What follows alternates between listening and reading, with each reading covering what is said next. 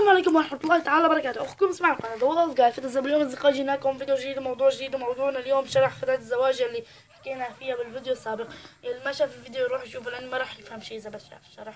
وبس ننتقل للخدعة. كانت خدعة إنه راح يصير الكينج فوق الكوين أو الكوين فوق الكينج. هو كل ما عليك يا صديقي إنه تجيب الكينجين هيك ونجيب الكوين الأولى نحطها أسفل الأوراق والكوين الثاني نحطها على الأوراق. ومشان نتأكد نحكي له صديقنا مشان يتأكد نخربط الأوراق، بس بدنا نحافظ إنه هي تضل تحت شي وهي تضل فوق شي. كيف راح نحافظ عليها؟ راح نبدأ نخربط بهالإيد شي هي تضل تحت، ورح ننتهي من الخربطة بهي الإيد شي تضل هي فوق وبس. هلا بنقول له يا صديقنا مثلا راح نضل نمشي بالأوراق لبين ما تحكي لنا ستوب. مثلا فرضا هو حكى لنا ستوب هون، بنجيب الكينج بنحطه هون، نحط الاوراق هيك شي يصير الكوين هاي فوقه.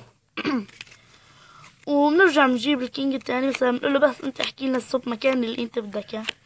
مثلا فرضا حكى لنا هون ستوب، بنجيب الكينج بنحطه فوق فوق هون شي نشيل هالاوراق يصير البنت فوقه.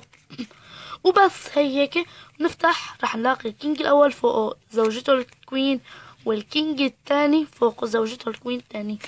بس هي بصراحة كانت خدعة كتير سهلة وبسيطة ومبدأ احترافية.